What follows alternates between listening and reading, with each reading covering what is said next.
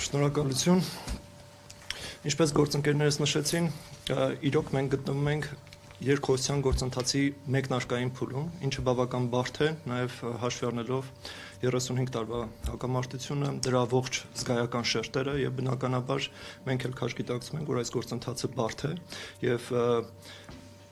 արկա քննադատությունը, իհարկե կառուցողական քննադատությունը լիովին ընդունելի է մեզ համար, սակայն եթե դա այսպես էմոցիոնալ դաշտում չի տեղավորվում միայն։ Միևնույն ժամանակ ցանկանում եմ ընդգծել, որ Ադրբեջանում քննարկումների արդյունքում թե ադրբեջանցի գործընկերների հետ, թե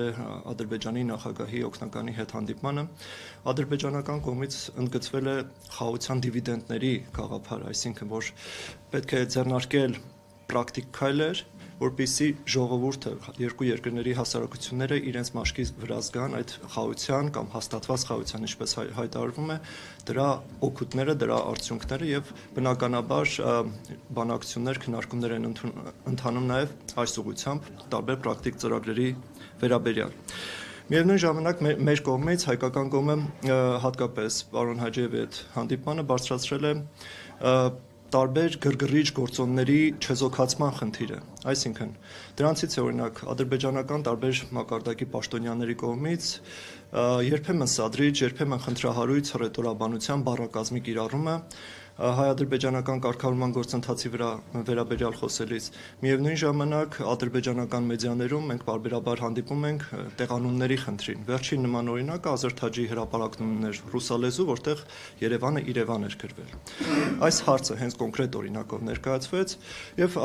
ադրբեջանական կողմը առնվազն համաձայն է այն գաղափարի հետ, որ այո, պետք է առավել մեծ ուշադրություն դարձնել այս խնդրին, հռետորաբանության եւ տեղանունների խնդրին, փորձել հնարավորինս նվազեցնել նման դեպքերի, այնպիսի դեպքերի կրկնությունը, որոնք կարող են բացասաբար ազդել նաեւ կարգավորման գործընթացի վերաբերյալ եւ նույն օրինակ Ազերտ Հաջի վերաբերյալ առնվազն խոստում եղավ, որ կզրուցեն խմբագրակազմի հետ։ Այսինքն նման փոքր արդյունքները կարծում եմ բավական կարեւոր է հետագայում առաջ շարժվելու եւ փոխվստահության մթնոլորտը կառուցելու ուղղությամբ։ Ինչպես նշեցին գործընկերներս, ամենատարբեր զգայուն հարցեր քննարկել ենք եւ Տիկին Սուլթանյանն էլ ընդգծեց հատկապես գերիների հարցը եւ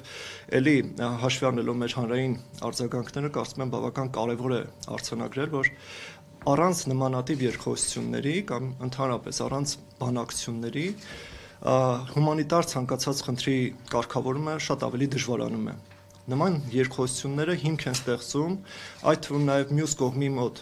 որոշակի պարտավորություն են ստեղծում, որպեսզի իրենց ներդրում ունենան նաև խաղաղության գործընթացում եւ բնականաբար այդ ներդրումներից մեկը վստահորեն կարող է դառնալ հումանիտար խնդիրների եւ մասնավորապես հայ ռազմագերիների վերադարձի խնդիրը։ Եվ հետեւաբար ցանկացած ջանք, ցանկացած նախաձեռնություն հանրային, որը գոնե մեկ քայլ կարող է մոտեցնել այդ օրը, վստահաբար պետք է աջակցություն ստանա նաև հանրության կողմից։ Շնորհակալ եմ։